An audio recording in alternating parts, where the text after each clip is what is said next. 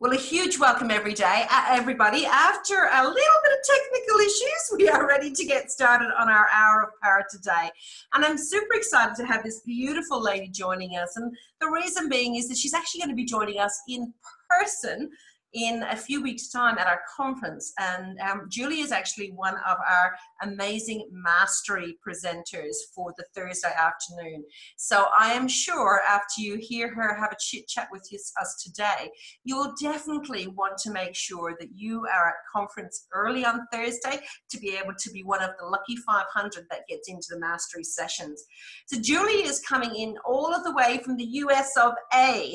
And I was just admiring the beautiful balloon lights, the lampshades behind her head there, and she might just tell you a little bit about what they are and where she actually is sitting at the moment when she's sharing with us.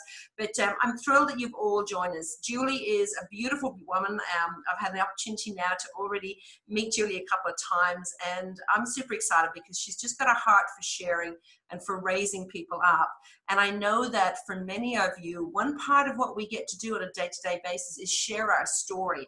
And whether that's one-on-one, whether it's kind of standing in front of a stage, whatever it might be. But oftentimes we can be paralyzed with fear. And so it takes a lot for us to pull the courage to be able to have conversations.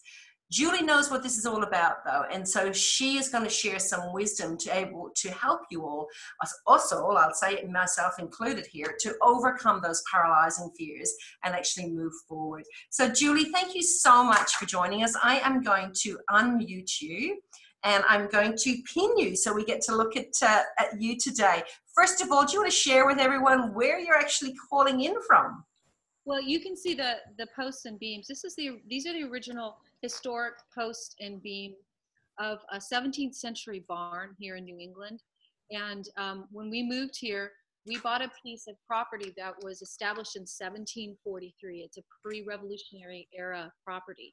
And the original owner of this property was one of the guys that went riding in his horse through our town yelling, "The regulars are coming, the British are coming, and they're killing our men." And so we have a historic, amazing property, and this barn was renovated into a structure for the grandparents of the previous owners to live here.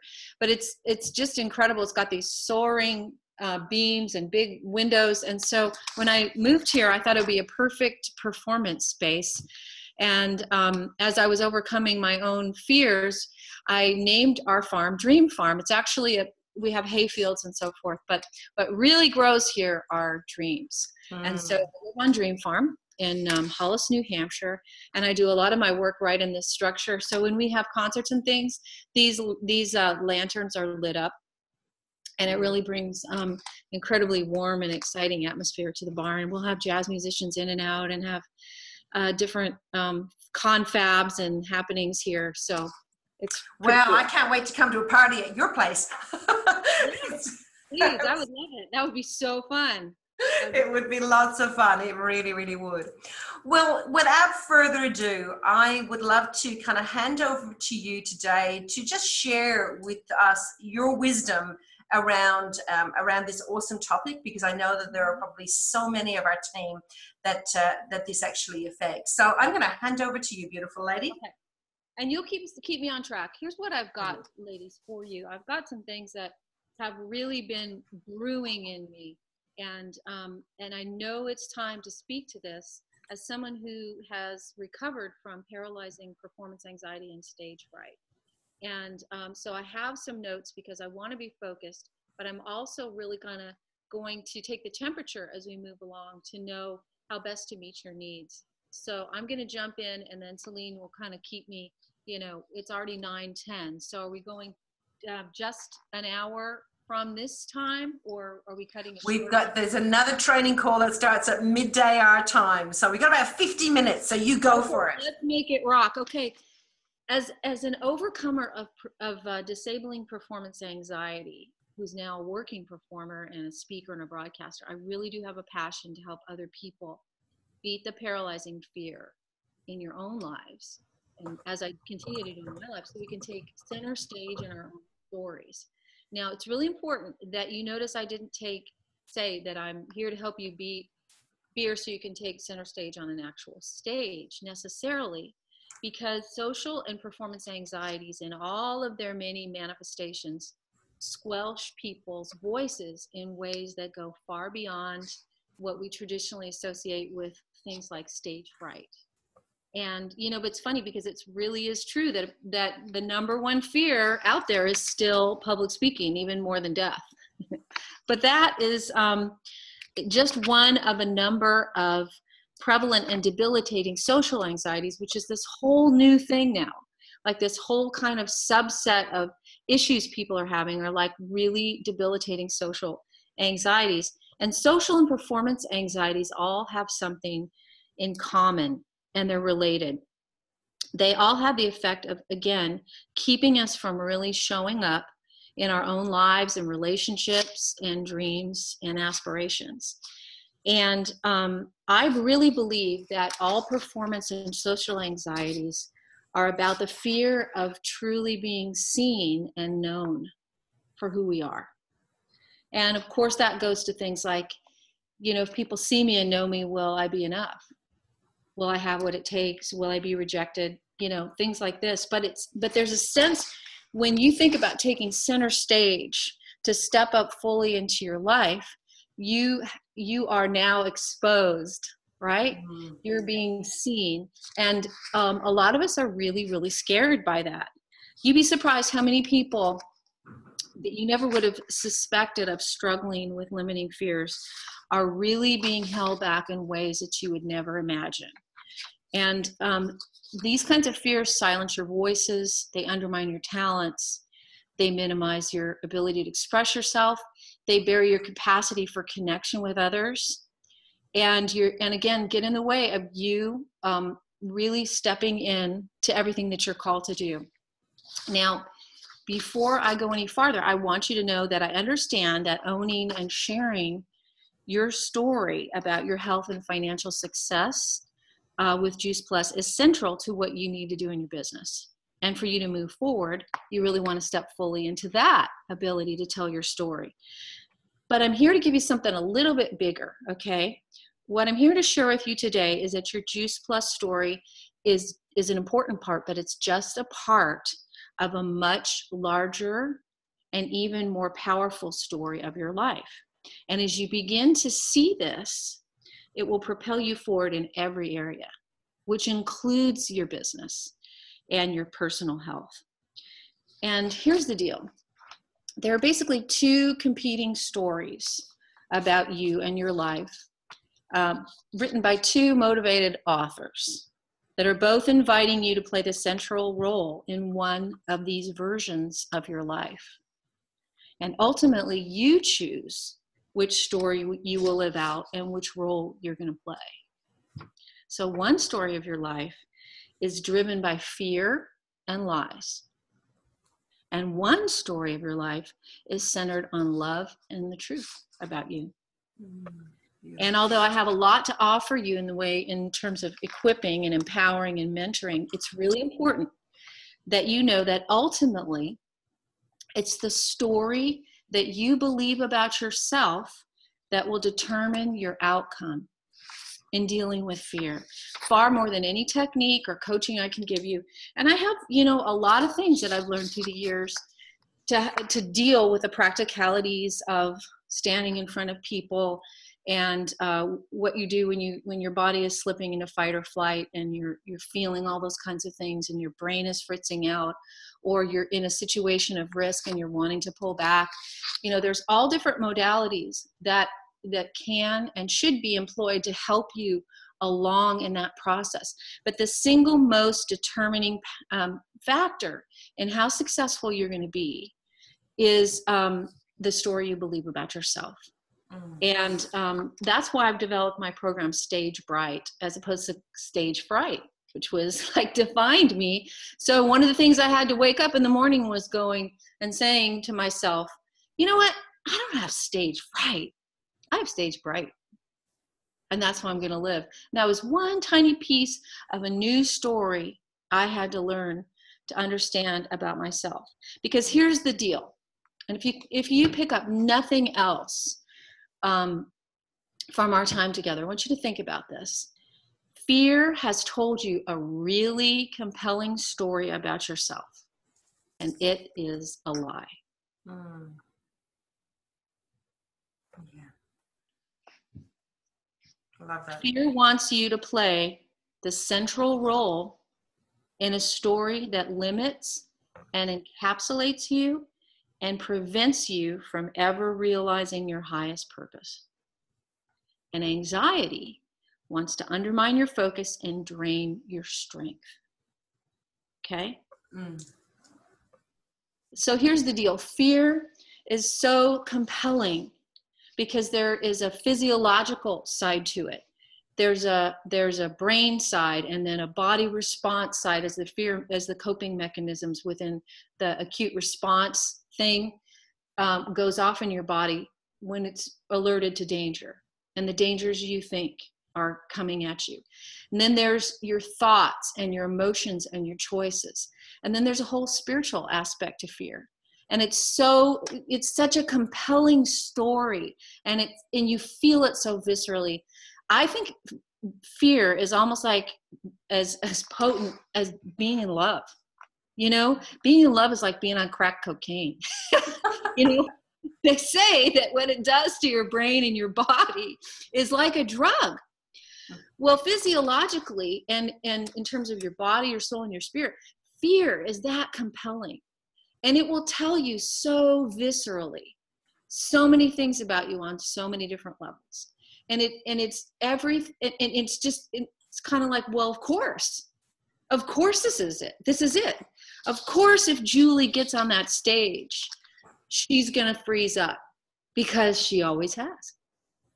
But fear, the story that fear is telling you is a lie. Fear is always based on a lie.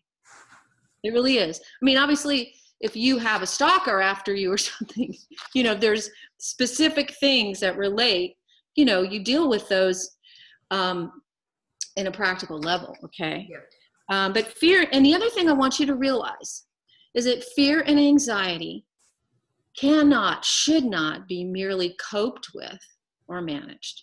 This is what most people offer you, are coping and management techniques, which along the way are useful.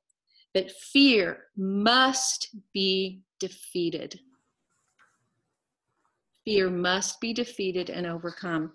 And again, and this is totally doable, okay? But it all depends on whether you believe the true story about yourself, who you were created to be, what you were created to do, where your ultimate source of strength comes from, and what your designment is. Because you have an assignment in life that you were designed for. So my goal for you really in this short time we have is to help you identify one or more key areas in which the bully of fear and its nagging cousin anxiety are disempowering you, and to offer you some insights so that you can begin to get a grid for how you want to move forward. Because overcoming fear really is a narrative, mental process, and a life skill.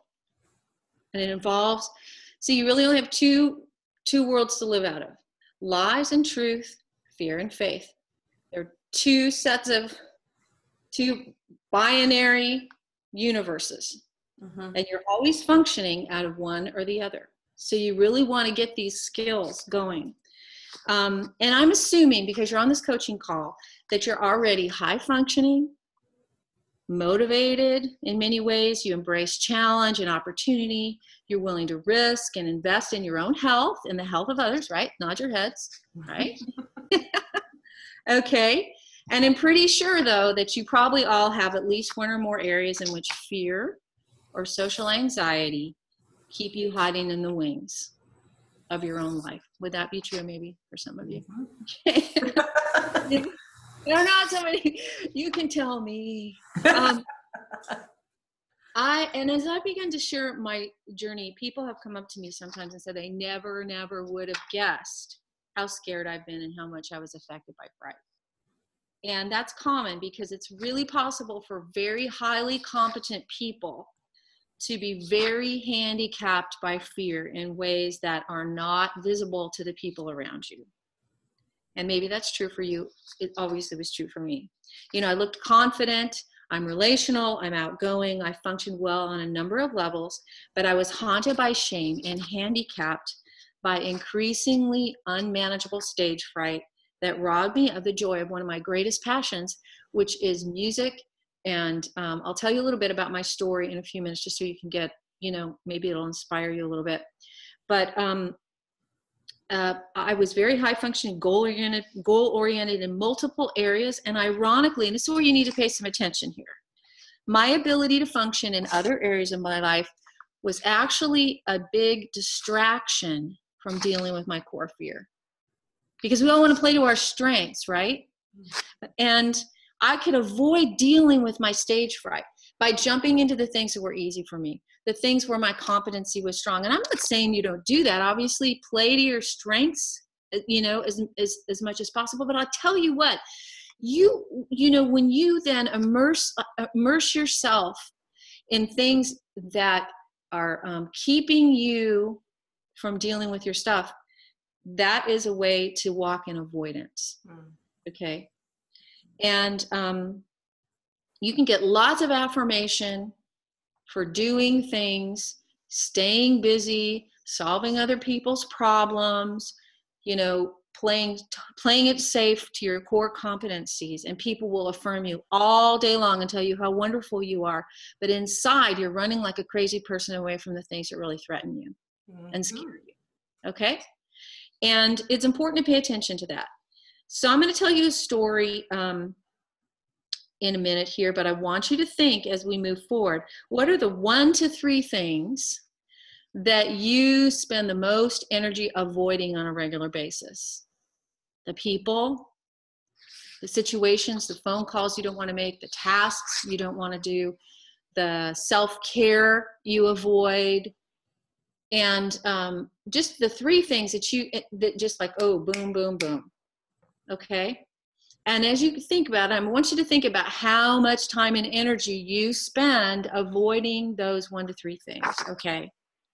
And that's going to tell you a lot, because the amount of time you spend or the amount of energy you invest in avoiding something tells you how much space it actually takes up in your life.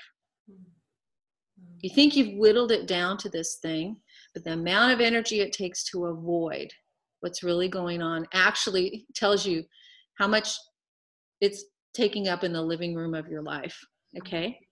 And here's the deal. The number 1 fuel of anxiety is avoidance, okay? And here's where it comes from. Avoidance fuels anxiety. Anxiety masks fear. And here's kind of how the cycle goes. We have traumas and things that wound us and create painful memories. It creates pain, which creates fear. So you got kind of trauma, pain, fear. And what happens when we're in pain, we detach. This is where we tuck it away. Depending on how extreme it is, people have complex traumas. They can even have altered and different parts of their personality, fragments of personalities that they tuck away. And so you detach and you move into avoidance. And then starts the avoidance cycle. And avoidance fuels anxiety, which actually fuels anger. Anger at yourself, anger at others, because you can find when you're avoiding things, it's your choices to avoid, but the things that you tend to gravitate toward, you can actually become angry at the people that you've chosen to get enmeshed with, right? Like, and angry at yourself. Anger fuels depression, fuels shame, fuels fear, fuels anxiety, fuels avoidance. You see how it goes around like this? Yeah. So your first little thing here today is to consider what you're avoiding. And it could be as small as a phone call. It could be as big or small as a conversation, or a client you need to deal with, or getting your book straightened out, or addressing a memory, or someone that's hurt you, or like me, moving toward putting myself in situations where I could learn to overcome stage fright. And so just so you know, I mean, like since I was a little kid, I was writing and playing music, and I used to dream of playing for thousands of people. And I have a really, really strong composition songwriting gift that I've had since I was little. And I've always known, just in my knower, it's just a gift, but I've known that it was rare and it was really powerful. But I'll tell you what, from very early on, I had some key situations and experiences that created trauma and taught me to be very, very afraid of performance settings. And I remember, and here's the deal, when you're learning music, again, I have this incredible ear and this incredible ability to, with muscle memory and intuitive things. So I was skating on that and never learning how music needs to be learned in the brain. And you need to understand the structure of music, and need to be able to have incremental skill building so that you're not relying on your fingers when you play, right? You got to really know and understand the music on all these different levels. So I was not shepherded in that gifting. And then along comes a piano recital. I step into something unknown. I kick into fight or flight, and I start having blankouts in the middle of these recitals.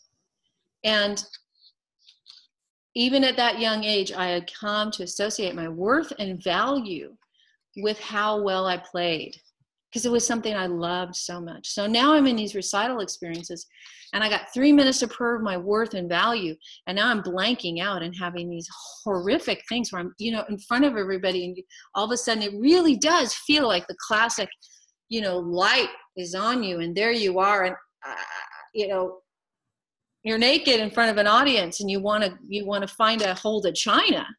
And I've had several of those, and I'll tell you what, they really traumatized my brain.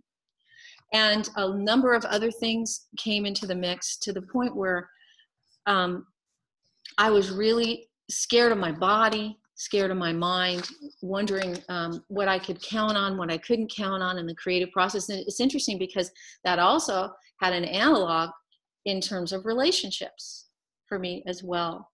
What could I really know? What could I ever be sure of in myself or in the people around me?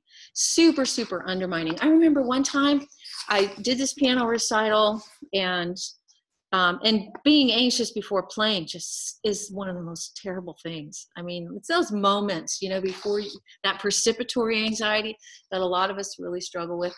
And so I had this blank out, and I'm just feeling awful. I just want to crawl under the table and leave. And this lady comes up to me, this mom, and says, "Well, you just should have practiced." And I'm thinking to myself, I just want to die. I really want to die. And fear does that to you, and shame does that to you. And here's the deal. When you have things that have taught you to be afraid and taught you to be ashamed, you really, your brain and your body actually sees those as an existential threat. It really does. Your body and in the brain part of your body believes, oh my gosh, this could kill Julie. Yep. And you've actually learned in certain areas of your life to believe that some of the things that scare you don't just make you nervous. They could really kill you. We really have this ability to process things on such a deep level. So you're going into situations, and all this is firing off in you, and you're wondering if you're going to survive. Now that's not here. That's here. That's on an unconscious. It's on an unconscious level, which is why it's really, really important to be able to address fear multidimensionally. Because you have a body, and your brain is like the hardware running all the systems and learning where the threats are and assessing threats. Did you know that when you walk into a room, or you walk in, especially if you're walking in a situation that you avoid, your brain walks into every situation and goes, okay, who could hurt us? Right? Could this hurt us? Could we get taken down? Could we get shamed?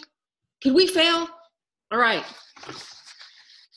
And immediately it's firing off reactions, and your natural response is going to be, avoid, avoid, avoid, pull back, which puts you in this whole cycle. When it comes to your soul, your mind, your emotions, and will, you go into this cycle of avoidance, and it creates, greater anxiety for you. So it's really important to step back and go, what am I spending so much time and energy to back away from? What's keeping me from going forward onto that stage? I'm wondering if any of you are relating to this. Absolutely. And I know that there's already some comments coming in here. Jim's loving your fire and speaking so much truth. And I don't know about anybody else, and I'm sure there's going to be lots of thumbs up and heads nodding and whatever. But as you're speaking it through, it's exactly like, I can see at different points in my life being in those spaces where, avoiding things. And I've written down my 1 to 3 things as well, that I've actually been, as soon as you said it, I hadn't even thought about it, but as soon as you were saying it, they popped in 1, 2, 3 of, some things that we're being avoiding, and you realize how much space they are taking up. I loved what you said about fear is always based on a lie, and it must be defeated rather than just avoided. And I thought that was interesting, where before, oftentimes people would give you coping mechanisms, but that you're right, you might cope in that moment, but it doesn't mean that you've actually addressed the issue at hand. So loving it. It's awesome, Julie. Keep it going. Well, I'm wondering, I don't know what kinds of relationships you have or how safe you feel with one another, but sometimes it's really useful to hear yourself say to a cohort of people, okay, I'll own this. I'm avoiding this and I'm avoiding this. And I would love to hear if anyone feels like sharing, what is something on your list that you're avoiding. Anybody want to share? Feel free to type it up in here, guys, and we can share it for you. And I'll lead from the front. One of the things that came up for me straight away was actually avoiding going to an AICD event, networking event. And AICD is the Australian Institute of Company Directors. And what came up for me there, and it's interesting, was that fear around, would I be enough? Would I know enough? Would I be, because, it would be the who's of company directors. And so it was like, yep, that came straight up as soon as you said it. And I've obviously been giving that way too much energy instead of embracing it and going, okay. And like you had said, underneath it all is that, am I enough? Do I know enough? What it might be in that. Mm-hmm. So that was from mine. Let's have a little look to see if anybody else. Tamara, sorry, Bron, you're showing up as Tamara Bron for some reason. Absolutely talking about her. Okay, Bron, come on, share us one of those. Speaking in front of the room. Okay, in a small group. Don't like feeling that I'm not enough. Awesome. So same kind of thing came up for you, Bron, as well. Is under that as well. Anyone else want to share what was one of your 1 to 3 things? Put it in the chat here so we can share with Julie. And that everybody's gone quiet on us, Julie. Well, this is tricky. I'll tell you why. Because sometimes we can. First of all, sometimes fear comes at you like a lion, as a major wall to just completely intimidate you and keep you from never. Tim Pearson says to everyone, the fear is a lie. To keep you completely off the field. See, fear serves a purpose, which is to keep you from ever finding out what you're called to be, so you don't step into your purpose and your assignment. And sometimes it comes at you as like a lion, or just a wall of intimidation, and just can make you sick and uncomfortable. Sometimes fear comes at you like a gnat. Don't do it. Don't do it. Don't do it. Don't do it. Right? But the bottom line is fear is always a bully that stalks you, like on the way home from school. And fear is a relentless abuser that isn't going to leave you alone, no matter how much energy you put into avoiding the things that scare you. And here's the deal. Fear isn't content to settle for a small sliver of the pie of your life. Most of us want to have some kind of negotiation, like we want to have a demilitarized zone over the issues that we'd rather not face. Like, I'll do this, you do this, all right? But fear, by its very nature, is constantly expanding territory. And so you really ultimately can't have a carve out. It doesn't work to have a carve out where you go, okay, I'll just, you just stay over here. I'll just avoid only these things, because fear has this way of over time claiming more and more territory and settling into the living room of your life. And the next thing you know, wants you to hand it the remote control and feed it bonbons. Because I remember when I was dealing with performance anxiety, I thought, okay, well, here's what. I will only play the piano because I'm comfortable with the piano. But now I'm not comfortable with the piano, so maybe I'll only play the guitar.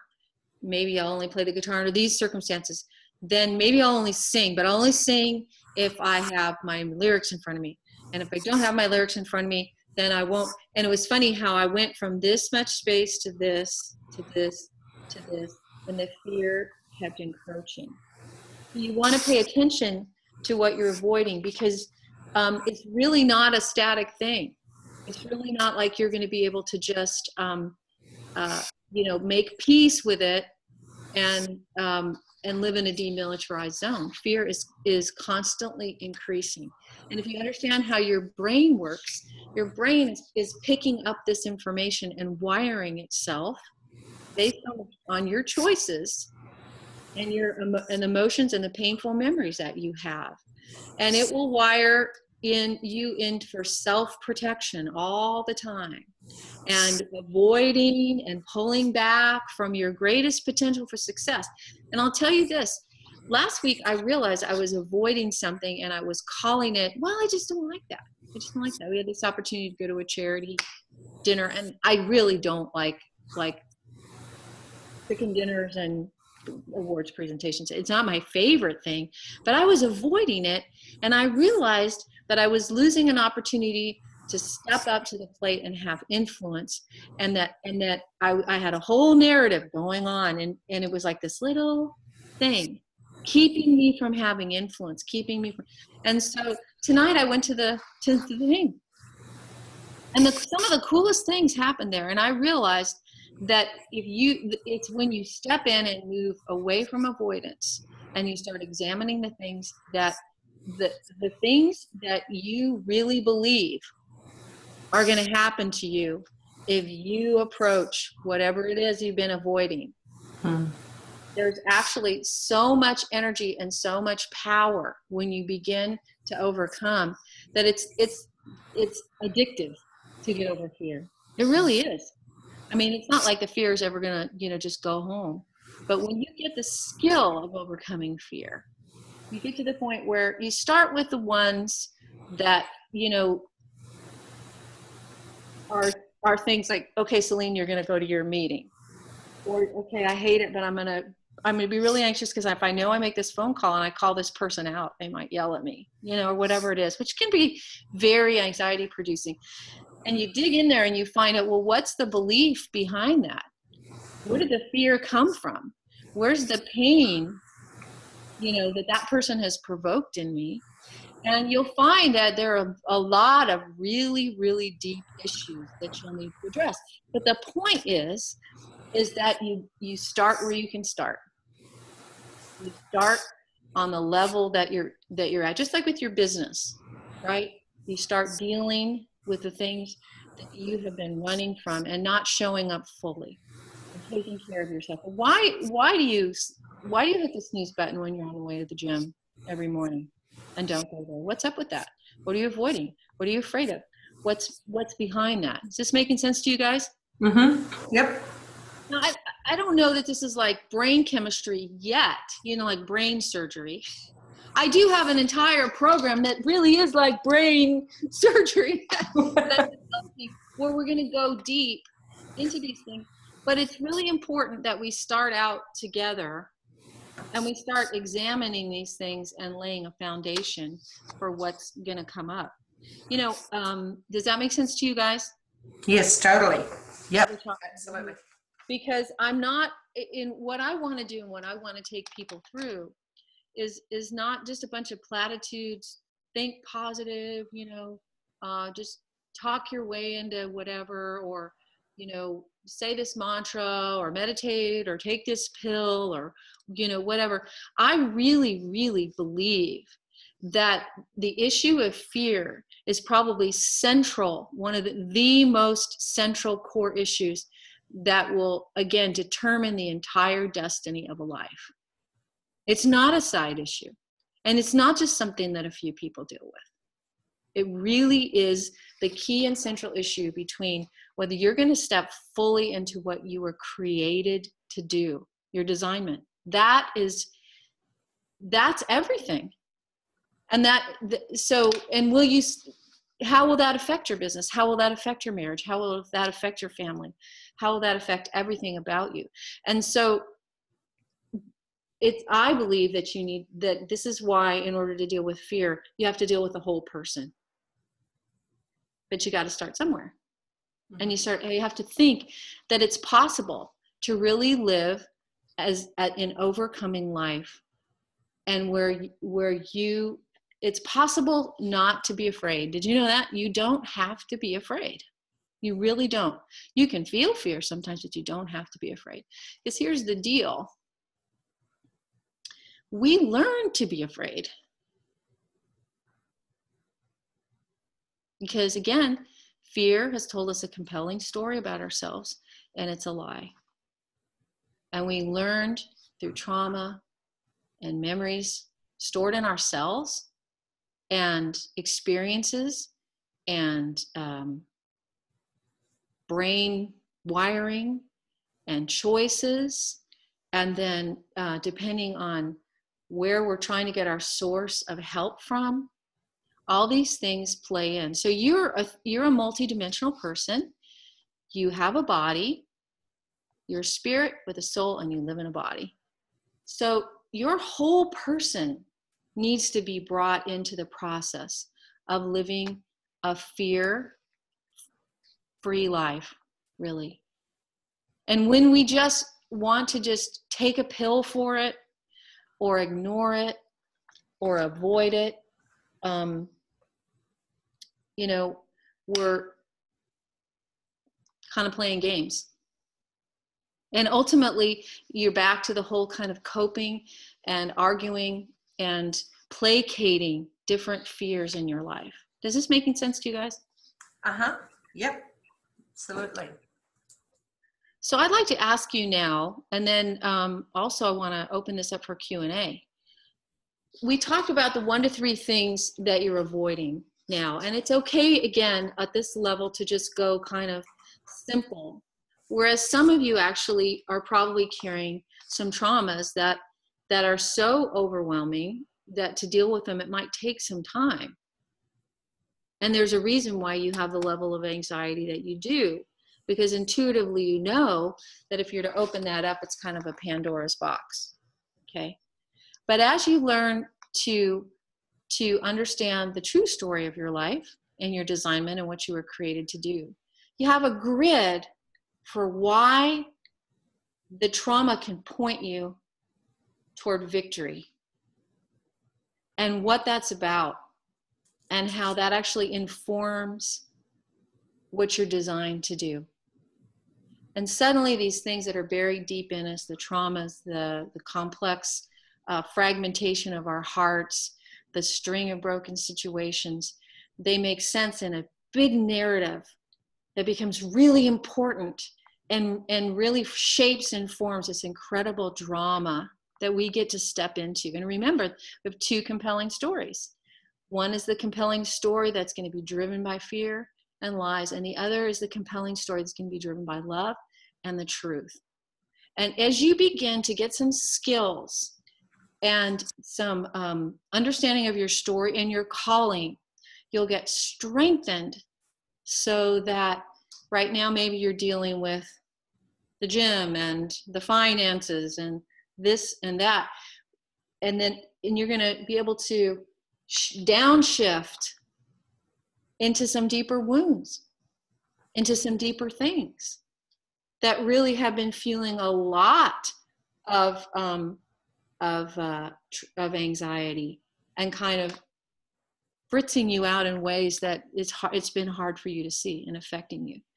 But the thing is once you get it, and once you get the skill, and once you get the story, and you get to see that story, I don't think you can possibly go back. Why would you? Why would you go back to letting fear dominate your life when I think we're built to overcome. I think we were designed to overcome. But if you never know that, right? Yep. So I want you to think for a minute, and then I'd like to open it up for Q&A. I asked you the 1 to 3 things that you are avoiding, and how much time and energy you're spending on avoiding them. And I'd like you to put some thought when we're done into what you believe about those things. And it was really interesting again for me to find out that I actually had learned to believe that performing could kill me, or that I'd want to die. And when you realize how your body's designed to protect you from dying, you know, then all the feelings I felt when I got on stage were, my body was just doing what it needed to do to keep me safe. Julie could die at any minute. Let's just shut down all other key things so that if she has to run right now and get off the stage, you know, she can do it. Yep. Same thing with some of your issues and things. But now let's shift the focus, because you're going to put some thought into that. I want you to think about, what are the 3 things you would do if you were absolutely fearless, that you wouldn't even dare to do, right? You can't even, like, the thought of doing those 3 things makes your feet sweat. What are the 3 things you would do if you were absolutely fearless? Anybody who feels comfortable, let's type them in the box, guys. Let's do some sharing here. So what are your 3 things?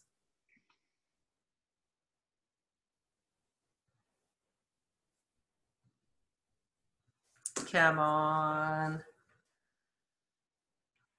It might be fun to take the 3 things that you're avoiding and imagine for a moment that you were somebody else who had none of your hang-ups right now, and what that person would do with those 3 things. Someone who exemplified courage and wasn't limited. Listening to the voice in my head, says Tim Pearson. So does that mean you would or wouldn't listen to the voice in your head? I'm unclear. Says I'm not good enough for great success. Okay,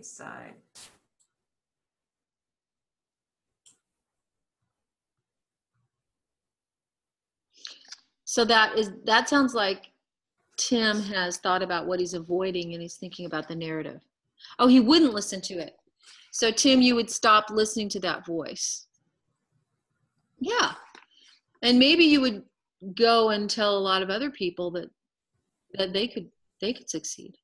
Mm-hmm. Maybe you'd be so sure that it was possible for you to succeed. You know, I was thinking about the fear of success.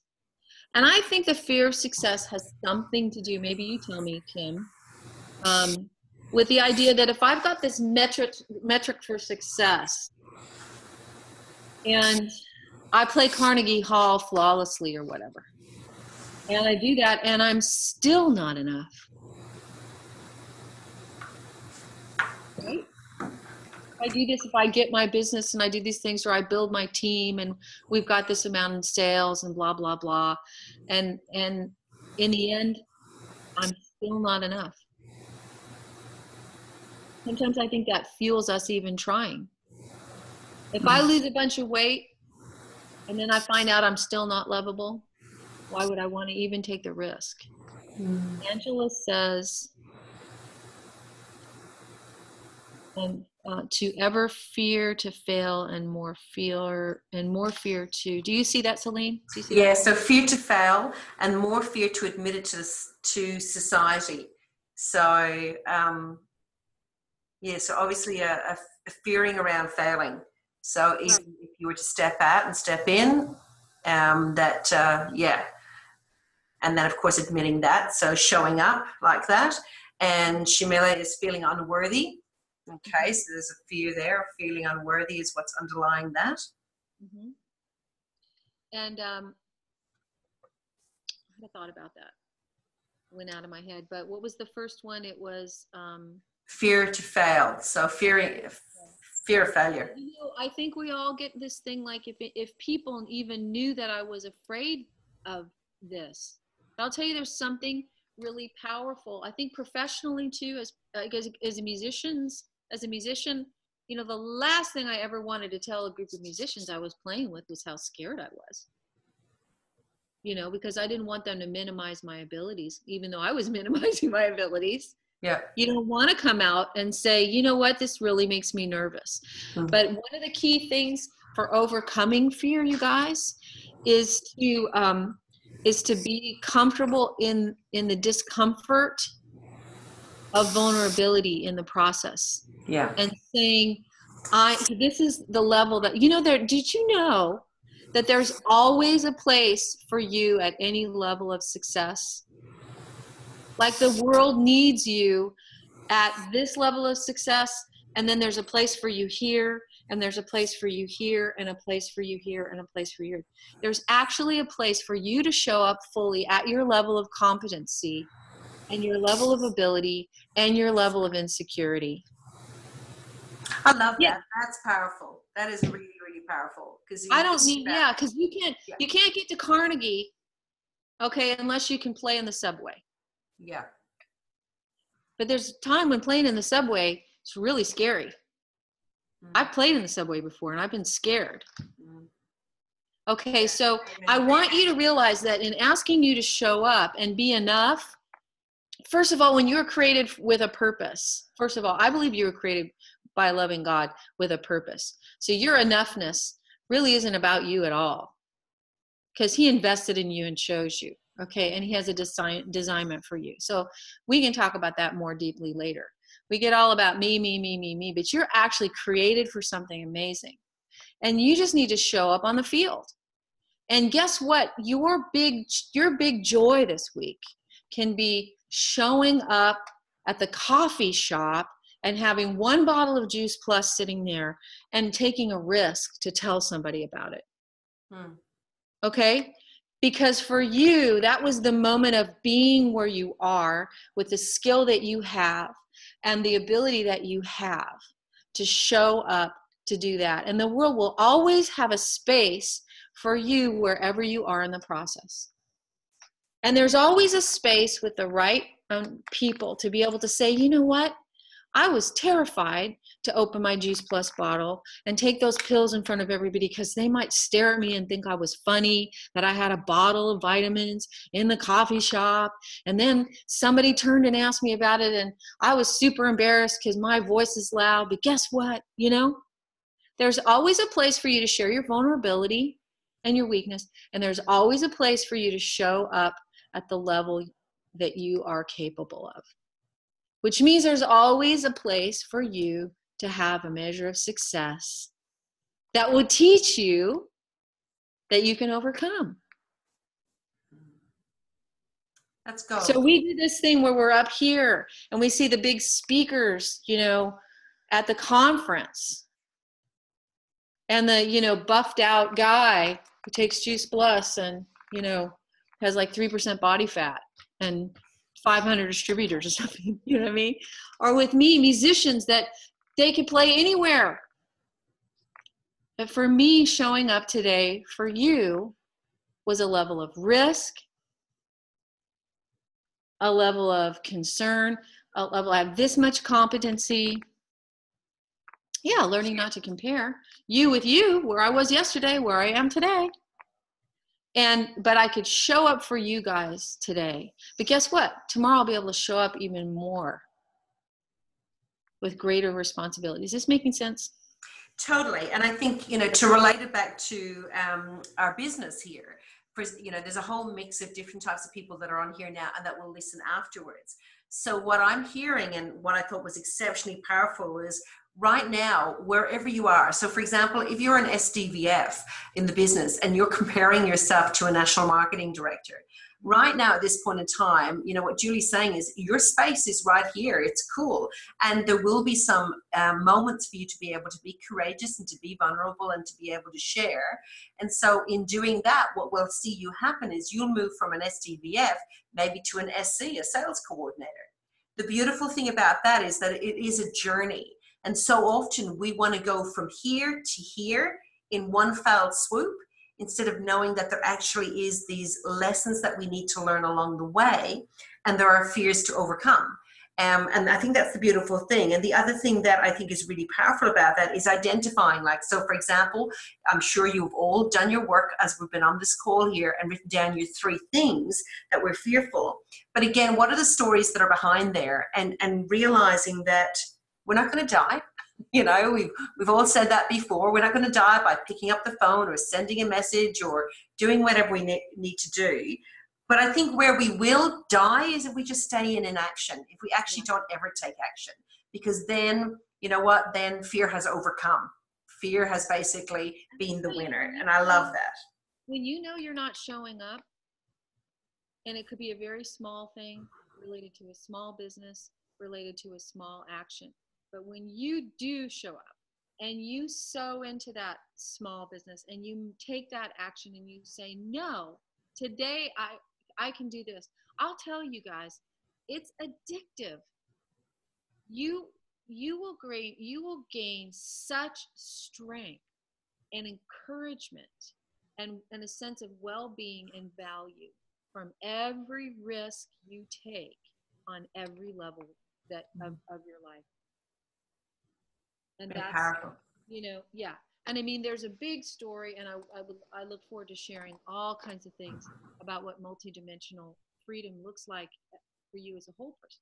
But remember, you know, fear's told you a story and it's a lie.